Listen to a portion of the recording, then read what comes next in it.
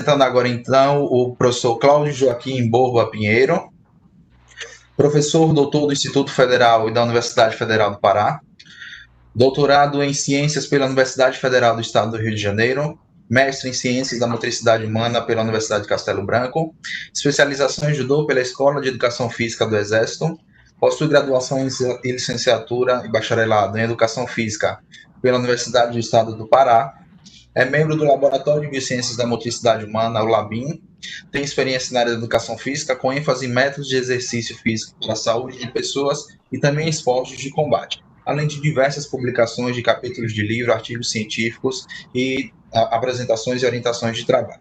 Professor Dr. Cláudio Joaquim Borba Pinheiro, muito obrigado pela sua presença aqui nessa tarde. Fique à vontade para suas considerações. Agradeço, obrigado pelo convite, professor Stélio. É sempre um prazer estar contribuindo, debatendo, discutindo os nossos trabalhos, né, com os interessados da educação física e da área da saúde em geral. Eu vou começar aqui a minha apresentação.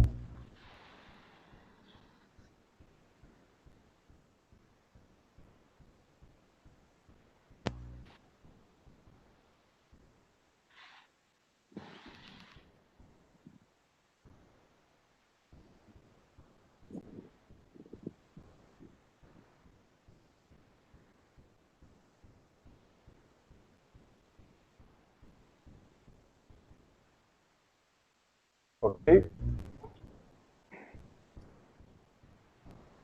Ok, professor, já está aparecendo os slides. Ok. Bem, eu fui convidado dessa vez para falar sobre inovações tecnológicas no campo da saúde, em especial dentro do tema de educação para o envelhecimento saudável. Então, desde quando o Homo sapiens, né, o Homo erectus, o ser humano começa a desenvolver instrumentos para facilitar o dia a dia da sua vida, a gente começa a inovar, a gente começa a ter inovações para que a nossa vida se torne mais fácil, né, ou menos complicada. E essa evolução e essa adaptação que a gente vem fazendo ao longo do tempo, ela se torna cada vez mais rápida, né? Eu me recordo ainda com meus 20 anos, com computador, com disquete, né, aquele computador tradicional de banca, de mesa, e rapidamente evoluiu para o notebook, e rapidamente evoluiu para o telefone. O telefone passou a não ser mais somente um instrumento de ligação, né? Depois ele passou a receber mensagem, e hoje ele é o que é, né? Ele é um computador, ele é um instrumento que desenvolve, né, que nos ajuda em muitos fatores. Então, buscar esse tema, né, relacionado à área da saúde e do envelhecimento humano, para mim ficou um pouco desafiador, né, porque não é especificamente a minha área dentro da educação física, mas como eu já fiz uma contribuição, né, orientando um trabalho que resultou em uma inovação tecnológica para pessoas mais velhas e idosas, eu acredito que por esse motivo o professor Stélio fez esse convite, né? Então eu vou buscar desenvolver esse tema, né, da minha forma. Então eu começo a minha apresentação falando da saúde, né? A saúde que já teve um conceito de simplesmente não estar acometido por doenças, né? E hoje ela tem um conceito mais amplo, adequado, né? Ele é um conceito subjetivo, mas ele contempla as necessidades humanas, né, dos seres humanos. Então existe essa base, né, esse tripé de saúde física, mental e social, né? É isso que seria um estado completo de saúde. Então a gente sempre busca esse estado completo de saúde porque é muito difícil que a gente tenha ele, né, por completo, né? É muito difícil a gente ter um equilíbrio o tempo inteiro físico, mental e social, mas ele é uma base. O que me chama a atenção, né, estudando o assunto, é que a nossa cultura de tratar, né, das doenças, ela gerou, ao longo do tempo, um problema, porque o foco era na doença, né? E em muitos lugares, em muitos países, ainda é na doença, e não na pessoa. Eu coloco aí, né, nessa imagem, no centro, duas pessoas idosas, né, porque a gente precisa mudar essa visão e trazer para o centro a pessoa, né? Se eu estou estudando a criança, o adolescente, o adulto, as mulheres, a pessoa é o centro. Então, o tripé, né, mental, físico e social, ele tem que partir da pessoa e não o tripé para a pessoa. Então, é nesse sentido que nós deveríamos procurar desenvolver as tecnologias.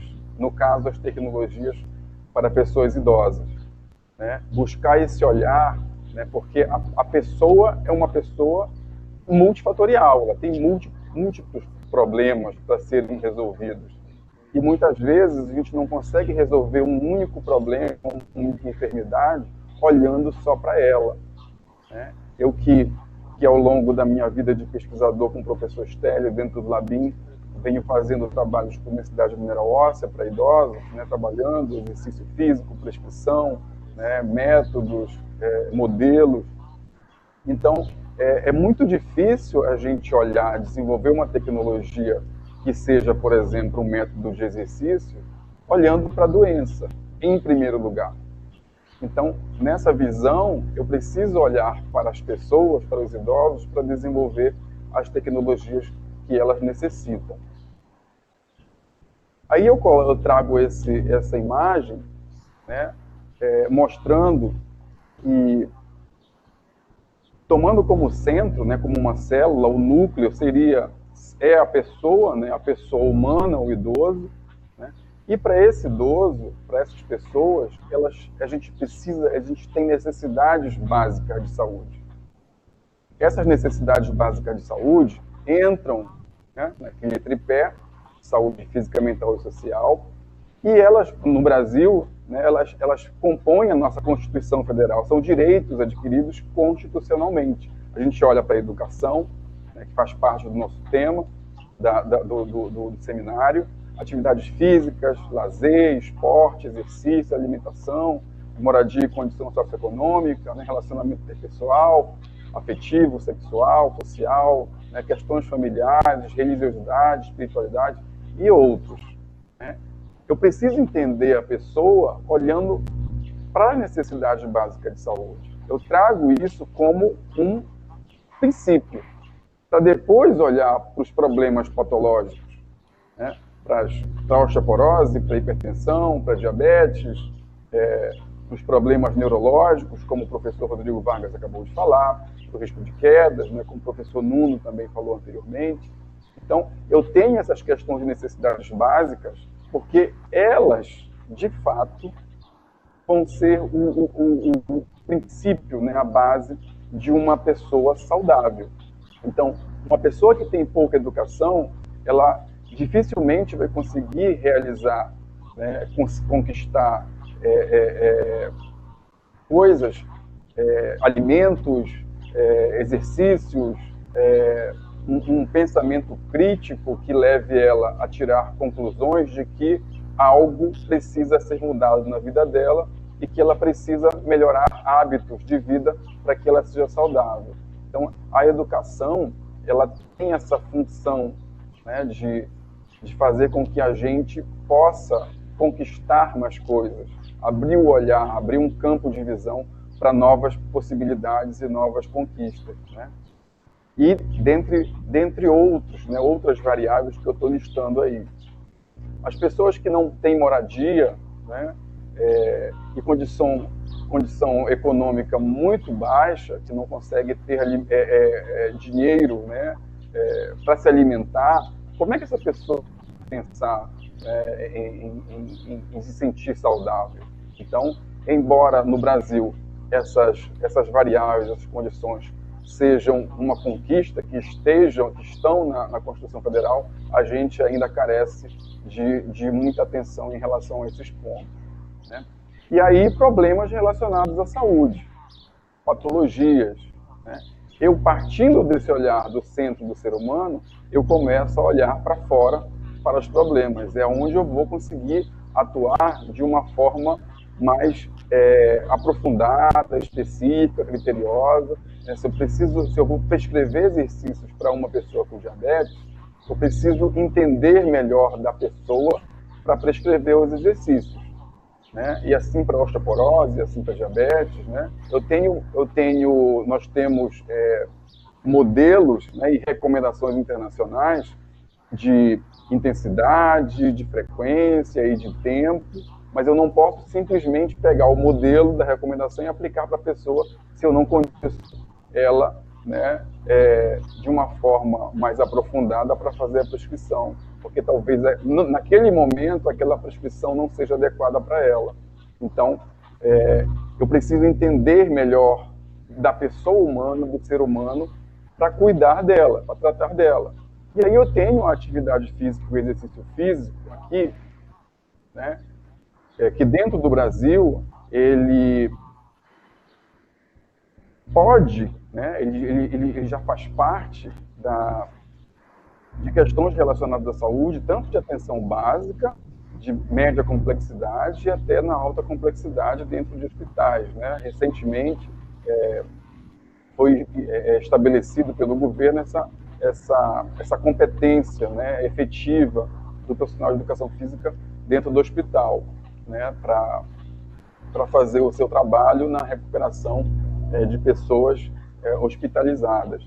Então, o exercício físico nesse contexto, ele abarca, né, ele contempla todas as possibilidades das áreas. O professor Rodrigo Vargas, até há pouco, estava falando sobre essa questão, né, de como o exercício físico consegue acolher, né, abranger uma grande quantidade, né, de pessoas com problemas de saúde, seja neurológicos, seja de hipertensão, seja de diabetes, seja de osteoporose. Então, e a gente se pergunta às vezes, né, como é que não existe campanhas mundiais em favor da prática de atividade física e de exercício físico quando necessário, né, já que ele é algo tão poderoso assim dentro da nossa vida. Então eu faço uma brincadeira nessa imagem, né, fazendo uma pergunta, né, das tecnologias, entrando nas questões tecnológicas, né, é para o bem ou é para o mal? Né, só uma brincadeira, claro, porque se a gente não prestar atenção, alguns tipos de tecnologias podem fazer com que a gente tenha prejuízos, né, prejuízos físicos, prejuízos intelectuais, porque nós sabemos hoje na ciência, na literatura científica, que o ser humano ele não foi preparado para ficar parado, para ficar estático. Toda pessoa que fica um longo tempo parada e estática, ela começa a sofrer, né, com declínios em todos os seus órgãos, coração, pulmão, pâncreas, estômago, músculos, ossos, enfim. Então, nós não fomos preparados para ficar parados. E a gente sabe também que a indústria tecnológica, muitas vezes, busca essa forma, né, de fazer com que a gente entre na tecnologia, né? E crianças com jogos e pessoas, né? O carro super automático, a falta de mobilidade das pessoas que conseguem comprar uma moto pequena e não conseguem mais ir comprar um pão na padaria, né, a 200 metros da sua casa. Enfim, se nós não prestarmos atenção, a tecnologia pode ser para o mal, nesse sentido, né? Então a gente precisa aprender, e é uma questão de educação, a observar a tecnologia para que a gente possa realmente usá-la de uma forma que seja para o benefício, né? E nesse caso, o benefício da saúde. Então aqui a gente tem dois pontos, né? O sedentarismo e as hipocinesias, né? Que a Organização Mundial de Saúde, a Organização Pan-Americana de Saúde, os órgãos oficiais de saúde, acredito eu que de todos os países, né, usam esses dados da OMS para estabelecer políticas públicas. Então, a gente vê que o sedentarismo, dentro desses dados, né, epidemiológicos da atividade física, existe um índice muito alto, né, do sedentarismo. E a falta de atividade física, ou a diminuição de atividade física, provoca as hipocinesias, que são as doenças causadas pela pouca movimentação, né, ou pelo baixo movimento corporal. E aí vai entrar todas aquelas patologias que a gente discute muito dentro do nosso meio acadêmico, né?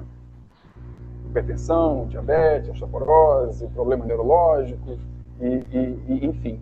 Então, olhar para o movimento é algo que, dentro da nossa área, é comum, a gente trata disso o tempo todo, mas para a grande população, parece que ainda a gente não conseguiu ainda ter essa resposta da população de que existe uma necessidade da gente se movimentar, da gente se mexer, né? Porque a possibilidade das pessoas ficarem doentes pela falta de movimento, ela é muito alta. E os dados da Organização Mundial de Saúde, de todos os órgãos de saúde que nós conhecemos, eles são claros em relação a isso.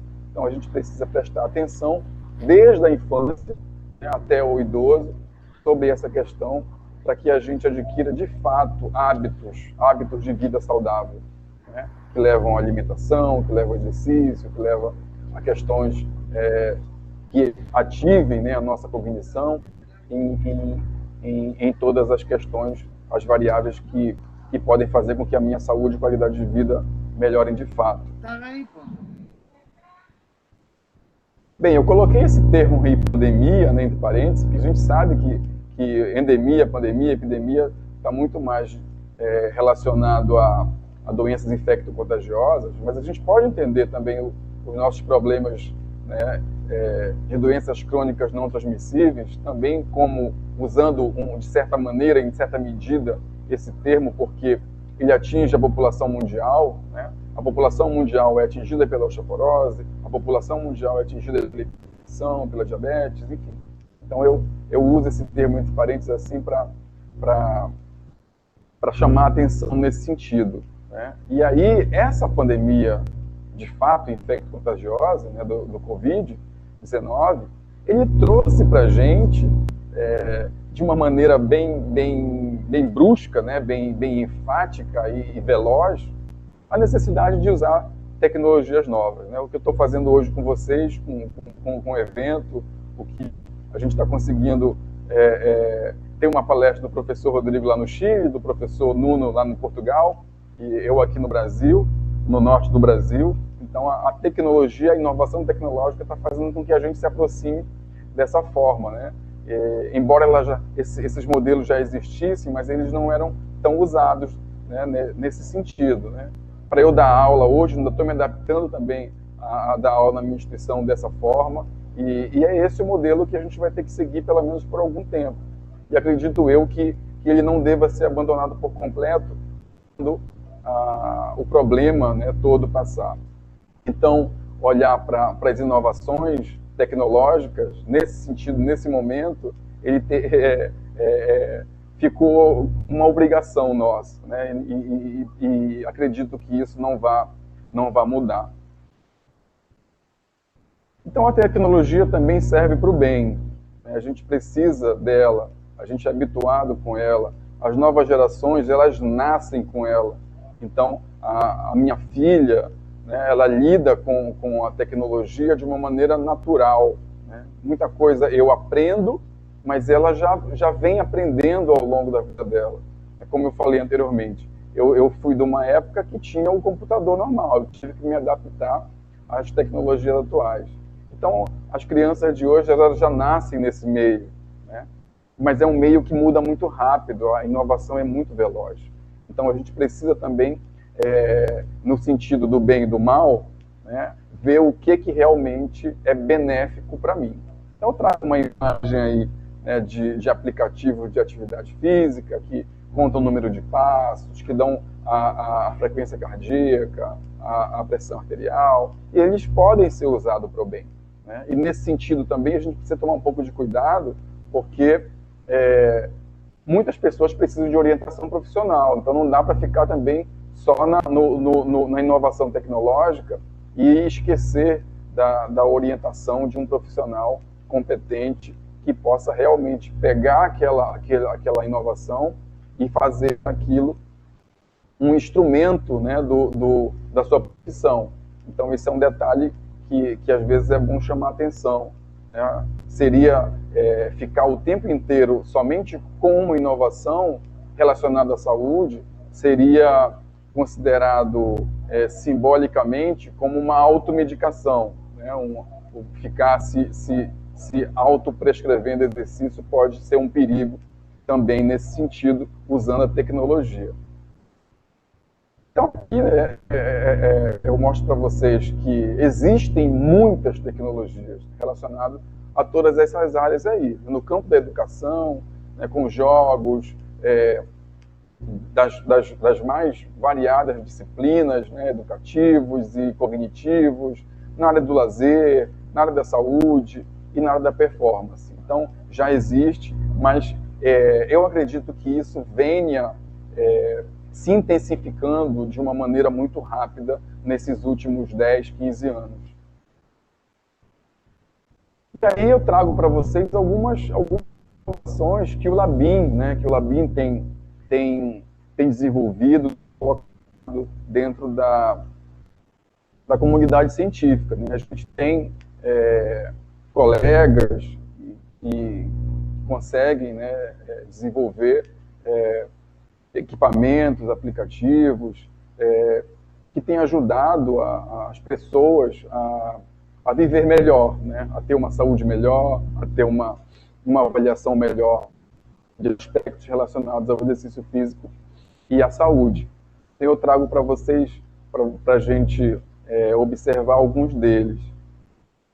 Esse aí do nosso querido amigo, né, o nosso Dr. Rudy Nodari, que desenvolveu um equipamento que avalia a dermatografia, né, que são as digitais. É um equipamento, me desculpe se o Rudy estiver assistindo, mas assim, só para as pessoas entenderem mais rapidamente, né, nós vamos fazer uma consulta médica e tem um equipamentozinho lá que a gente coloca digital para identificar, né, no banco também, no caixa eletrônico, no caixa rápido para tirar dinheiro. Então o equipamento é semelhante àquilo, mas ele faz uma avaliação das digitais, de variáveis que estão nas digitais, né, para fazer uma recomendação de possibilidades de prática de atividade física para crianças, né, direcionar, de avaliação para prescrição de exercícios na área da saúde, para pessoas mais velhas e idosas. Então, nesse campo da dermatografia, que o Rudy entende bastante, ele avançou muito, ele deu um salto de qualidade e tem funcionado muito bem, né, no sentido de olhar para a pessoa e ajudar nos cuidados da pessoa relacionados à saúde, à performance, ao esporte, enfim. Esse aqui é um trabalho chamado Fitness e Health, é um aplicativo, né? Eu conversei com o professor Jades, que é lá da Bahia, rapidamente, né? E ele me explicou que o Fitness e Health ele é um banco de dados que agrupa variáveis relacionadas à saúde, qualidade de vida, e entra no campo da saúde profissional, né, de profissionais da área da educação também, e que ele pode ser compartilhado por vários pesquisadores, por várias pessoas de estados diferentes. É uma coisa bem interessante no ponto de vista da pesquisa também. E aqui tem, né, o Box Sports, né? Se eu não me engano, é o Michel que está fazendo a nossa apresentação, que está à frente aí desse equipamento. Também o Michel parece que está à frente desse equipamento, que é o Epigen, que faz a medida, né, de características epigenéticas aí especificamente dentro do esporte, né? Essa é uma coisa também bem interessante. E tem o aplicativo, né, que foi desenvolvido aqui no Norte, né, por uma aluna minha de graduação, e que pega o que já existia, né, do protocolo GDLAN da autonomia funcional, o protocolo aplicado da maneira tradicional, e a gente colocou ele para dentro do celular, né, no caso do celular Android, e mantendo as características, mas fazendo uma avaliação com uma agilidade que não tem comparação em relação à maneira tradicional. Então é nesse aplicativo que eu vou explicar um pouco mais ele, que eu vou desenvolver o resto da minha apresentação. Tá ok?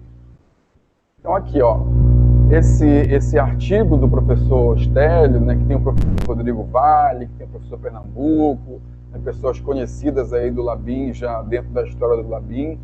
Então esse artigo de validação do protocolo GDLAN foi de 2014, né, existe um anterior de 2016, mas esse de 2014 ele incluiu aquele teste de vestir e tirar a camiseta dentro do índice, do cálculo do índice, que é chamado de índice de autonomia funcional, índice GDLAN. Então esse artigo de validação é o completo, né, que contempla todos os testes. Então aqui é o aplicativo. Esse aplicativo ele já está disponível gratuitamente no Google Play, né, no Play Store. Ele está disponível nos 3 idiomas, né, para pessoas que querem utilizar, que são de outros países, é só mudar o idioma no próprio sistema do telefone, né, lá na parte do sistema do próprio telefone. Você vai lá e muda, que ele automaticamente passa para o inglês ou para o espanhol. Então a imagem do aplicativo, ele traz a imagem dos testes, né? Uma cadeira, vestir, tirar a camiseta, né? Esse teste aqui, que ele é feito em diagonais, né? Que senta, anda, senta, levanta, ele é chamado de levantar de uma cadeira e locomover-se pela casa. Ele tenta imitar essa atividade diária, né? A atividade da vida diária. Um teste de caminhar 10 metros. Então, aqui a figura busca mostrar os testes, né? Os testes do protocolo GDLAN. Bem, o aplicativo ele é simples, ele não tem muito segredo, ele é autoexplicativo, né? Eu vou mostrar para vocês aqui, mas ele é muito fácil de manusear, né?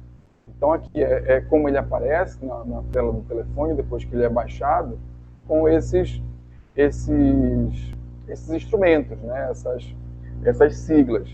Então aqui eu tenho o caminhar 10 metros, que é o C10M, né? LPS, que é levantada a posição sentada, o LPDV, que é levantada a posição de decúbito ventral, né? Que o idoso fica deitado de barriga para baixo, e o VTC, que é vestir e tirar uma camisa, e o LCLC, que é o levantar da cadeira e locomover-se pela casa.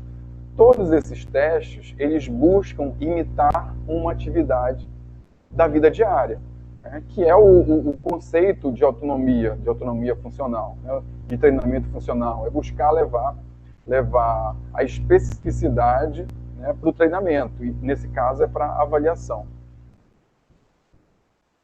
Então aqui eu tenho os comandos, né, o comando de play, inicia a contagem do cronômetro, o comando de zero, né, a contagem do cronômetro, e o comando de stop, de parada, né, da contagem. Então esses comandos aí, eles são os comandos que vão determinar o manuseio, né, do aplicativo. Então aqui eu tenho iniciar, né, e gerar índice dentro da tela, né, da imagem do aplicativo. Então, reiniciar zero o tempo, reinicio os testes, e aqui eu tenho o gerar o índice para calcular o índice GDLAN, né? O índice GDLAN, pessoal, ele é um cálculo. Tá? Ele é um cálculo baseado nesses testes. Os testes são realizados em segundos, todos eles, em tempo. Tá?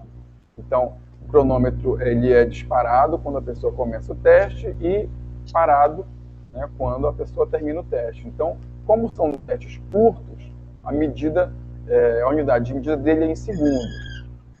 Então, todas essas medidas vão gerar o índice de Edelman, que é feito através de um cálculo que foi desenvolvido aí pelo grupo do Labim, pelo professor Rodrigo Vale, pelo professor Stélio, tá? Então, é isso que significa o IG.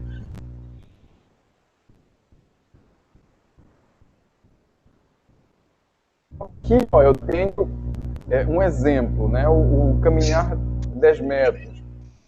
Como mostra o aplicativo? Ele dá umas informações básicas, né, e dá a referência do protocolo dentro do aplicativo. Né? Caminhar 10 metros, avaliar a velocidade, onde o indivíduo precisa caminhar o mais rápido possível, né, no espaço de 10 metros. Então, para vocês verem que mesmo um profissional, né, ou um pesquisador que esteja usando o aplicativo de maneira inicial, né, ele tem essas funções de explicação que são muito interessantes, né, tanto para quem já está acostumado com ele, mas principalmente para quem está começando. E ele tem a questão da referência bibliográfica.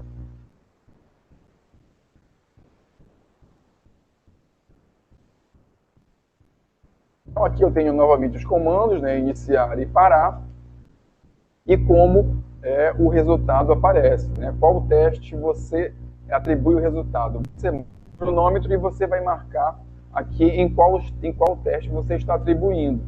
Então, cada vez que você faz o teste, né, muda de teste, você vai clicar no teste para atribuir um novo resultado. E aí eu tenho a marcação, né, o teste de caminhar 10 metros. Então eu tenho o resultado para caminhar 10 metros. E assim, os outros, né, assim por diante. Não existe no protocolo uma ordem específica para você fazer os testes, tá? Então, essa ordem aí, ela não está estabelecida dentro do artigo de validação. Não há necessidade de você fazer primeiro um de cada, você pode fazer de forma alternada, não tem problema, tá? Mas você tem aí no aplicativo todos os testes, né, realizados.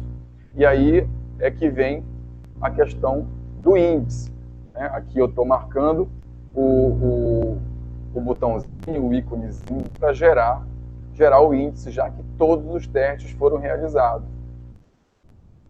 E aí eu tenho que informar o nome do voluntário ou do cliente, né, que eu estou tratando, e a idade, para que assim o índice seja gerado.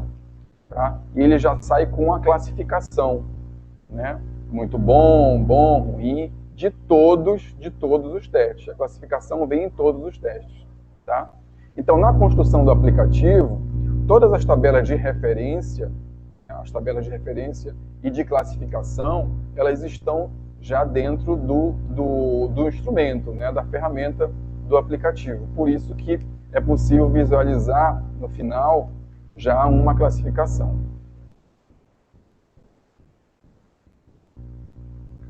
Então, esses são aqui, ó, é uma coisa também muito interessante do aplicativo, ele me gera uma pasta dentro do meu celular, né, que fica em arquivo de Excel.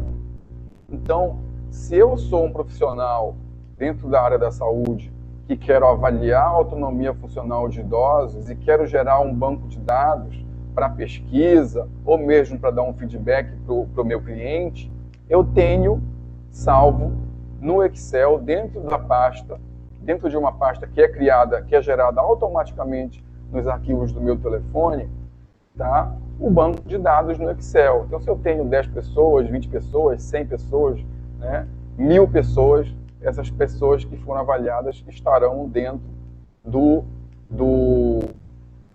arquivo do Excel, com todos os testes, todos os tempos, todos os índices e as classificações geradas para eles. Então, esse instrumento, ele, na nossa opinião, né, ele pode ser usado, ele é um instrumento que tem uma validade interessante, porque, primeiro, ele agiliza muito o processo de avaliação.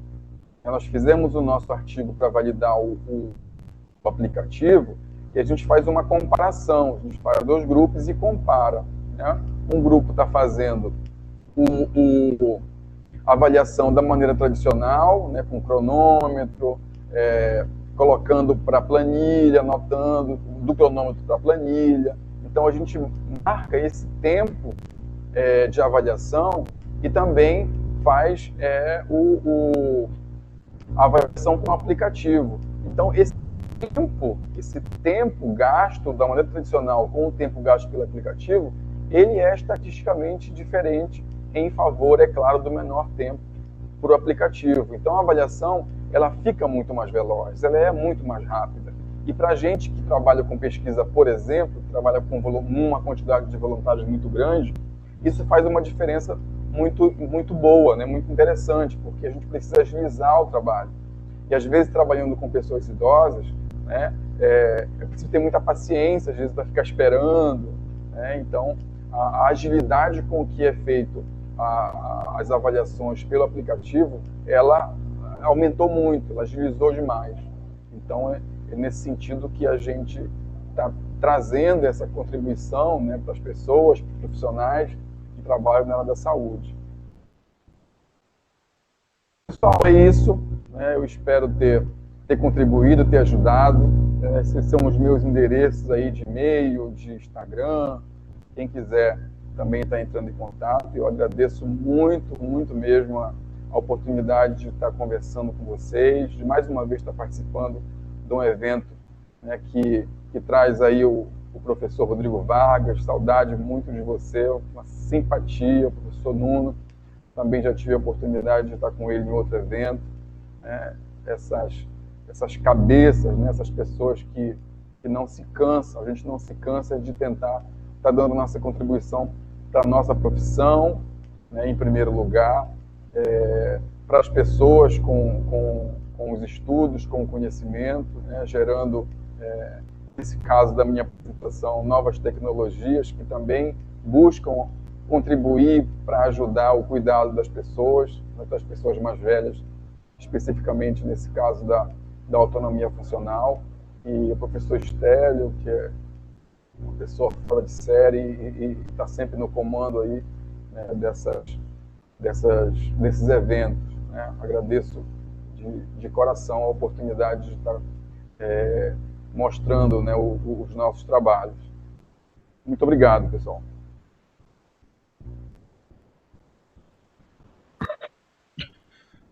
Professor Cláudio Joaquim Borba, a gente quem agradece a sua presença em trazer nessa tarde enorme conhecimento para a nossa área. A gente quem agradece. A menção realizada ao aplicativo, de fato, a gente vem desenvolvendo e é muito nessa perspectiva que o senhor trouxe. A gente precisa estar trabalhando também conceitos de inovação, de tecnologia, é um passo da ciência, e o aplicativo de GDLAN é a prova disso, como bem trouxe o senhor. Apresenta então na tela o documento que certifica o Dr. Cláudio Joaquim Borba Pinheiro como participante e palestrante do Seminário Internacional Virtual sobre Internacionalização, Ciência e Inovação, CIVICE. Então, aí, assinado pelos coordenadores, o professor Zélio Dantas e a Caroline Dantas, o certificado de sua participação. Vou encerrar aqui e a gente vai, então, para as perguntas.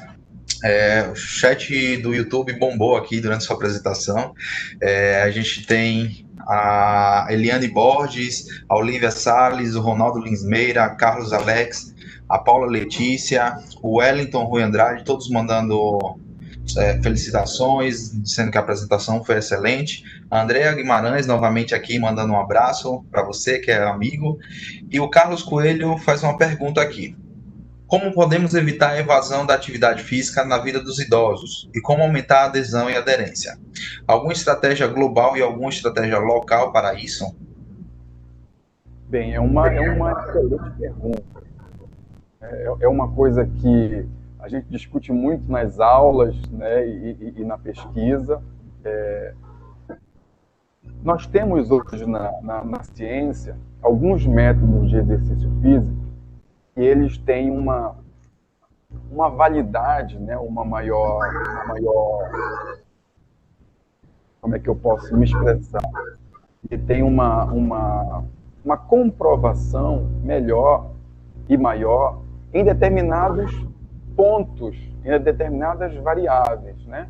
O professor Rodrigo Vargas, eu vou usar de novo, né, a palestra dele, pegando emprestado, né? Ele acabou de mostrar para a gente que o aeróbico, que o treinamento aeróbico, ele está sendo, nesse momento pelo menos, ele está sendo mais indicado, né, para essas questões de desempenho cognitivo, né, ou de proteção de desempenho cognitivo, como ele também coloca, que ele desenvolve, né, as questões neuroquímicas, né, da proteção, né, neurológica. E aí entra uma questão de Alzheimer, né, que é uma coisa muito interessante. Já para a osteoporose, por exemplo, o treinamento resistido, dentro das recomendações e dentro também do que eu estudo, é o mais recomendado, por conta do impacto, do choque, né, do estímulo natural, né, do metabolismo ósseo, das atividades osteoblásticas e osteoclásticas. Então, a gente fica assim, né? Quando eu trabalho com idoso, que olhando para ele, em princípio, não para a doença, como eu falei no começo, né? Como que eu vou trabalhar com um idoso? Que normalmente o idoso, ele traz múltiplos problemas. Ele não vem só com osteoporose, né? Ele vem com osteoporose com artrose, ele vem com osteoporose com uma diabetes, ele vem com a diabetes e com a hipertensão. Então,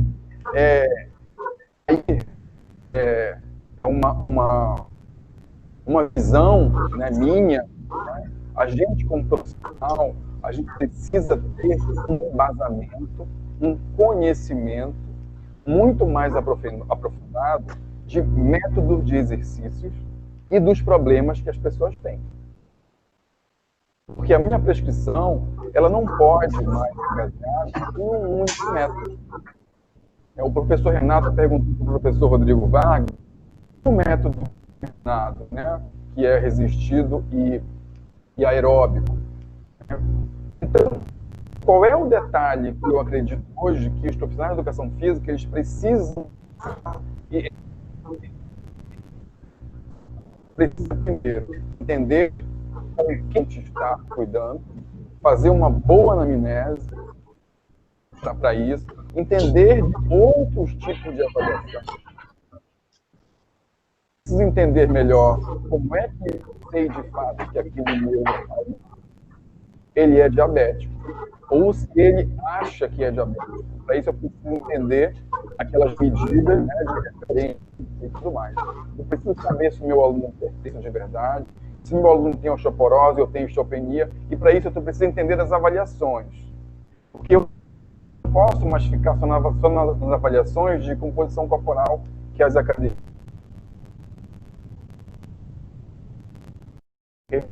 na disciplina de medidas e avaliação. A gente precisa avançar mais para prescrever.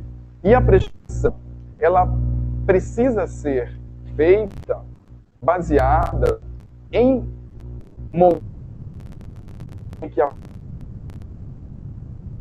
talvez em métodos de forma diferenciada.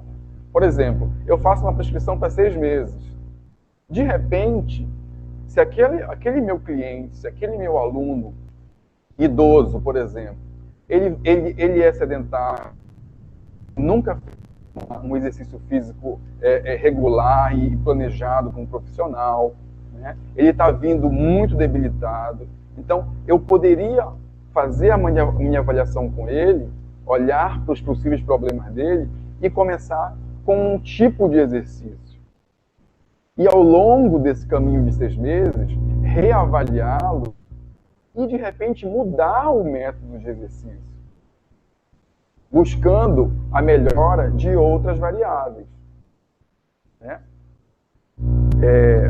Dificilmente uma pessoa vai ter uma boa autonomia funcional, um idoso, por exemplo, se ela só fizer treinamento aeróbico.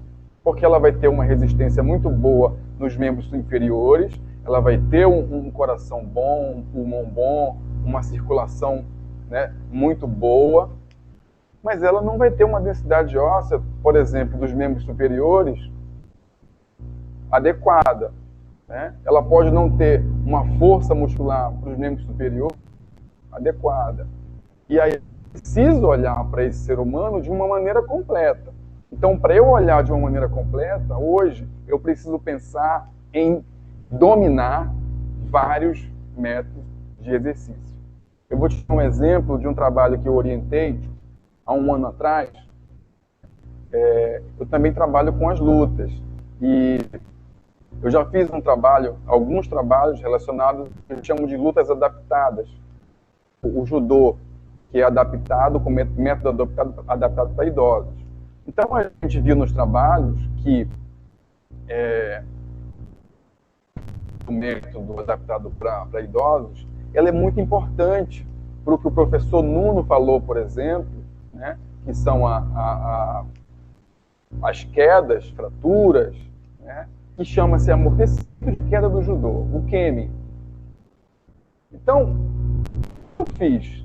Eu retirei o Kemi, aquela parte metodológica do judô adaptado, e a gente trouxe os Ukemis para um método de exercício que a gente chamou de combinado, que envolvia musculação, treinamento aeróbico e os Ukemis, em um intervalo ali de 15 minutos da sessão de 60 minutos.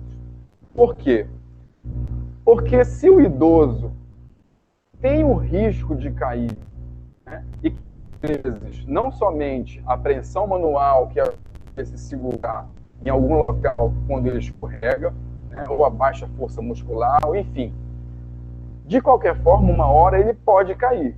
E se ele sabe cair, ele leva uma vantagem muito grande para não fraturar, para não fraturar o osso.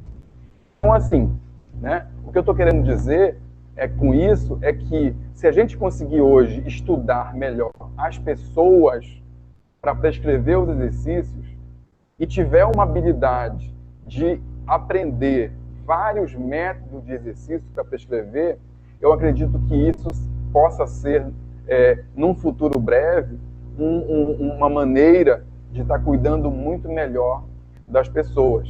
Porque, na minha visão hoje, não existe um método de exercício que seja o santo graal, né? Que resolva tudo. A gente precisa entender um pouco de cada método para estar cuidando bem das pessoas, porque a gente sabe que o exercício físico ele é bom, né? Ele resolve, mas a gente precisa melhorar a prescrição e entender das pessoas claramente para prescrever os métodos. Excelente, professor, excelente mesmo. A pergunta, imagino que já responde os demais aqui, o Carlos Alex, o Ladoimo, a Maria das Graças Assunção Monteiro, Maria Gonçalves Marques, elas tinham perguntas semelhantes, e eu acho que a resposta é justamente essa, não tem receita de bolo, é trabalhar de acordo com a especificidade de cada um. A gente tem aqui a mensagem do Ronaldo Lismeira que diz: o idoso ativo e com saúde é o jovem que deu certo. Então, eu acho que é uma frase que dá para a gente fechar bem essa apresentação, no agradecimento, então, do Civice, pela sua participação, por essa tarde de conhecimento, e eu trago, então, um abraço especial da Carol Dantas, do Estélio Dantas, nessa tarde, em agradecimento à sua apresentação e essa dedicação, nos doando um pouco do seu tempo. Muito obrigado, professor. Bem, eu que agradeço mais uma vez o convite. Eu sou um eterno entusiasta dentro da pesquisa do exercício físico voltado para o cuidado das pessoas, né? Eu adoro orientar os meus alunos, eu adoro ministrar as aulas dentro desse contexto, né? Eu acredito que a atuação do profissional de educação física hoje ela tem um papel social muito importante no mundo inteiro, né? Não só no Brasil, já que a ciência mostra que o exercício físico ele pode estar ajudando as pessoas em diversas áreas, em diversos problemas. O que a gente busca dentro da ciência é explicações cada vez mais refinadas para isso. né?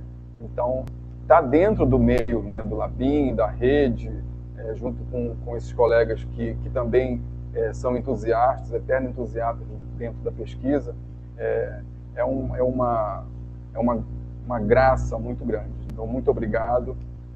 E eu também agradeço também as pessoas que se inscreveram, que vieram participar, né? A gente tem mais um colega, né, o professor Moisés, que está aí esperando a sua vez para dar sua contribuição.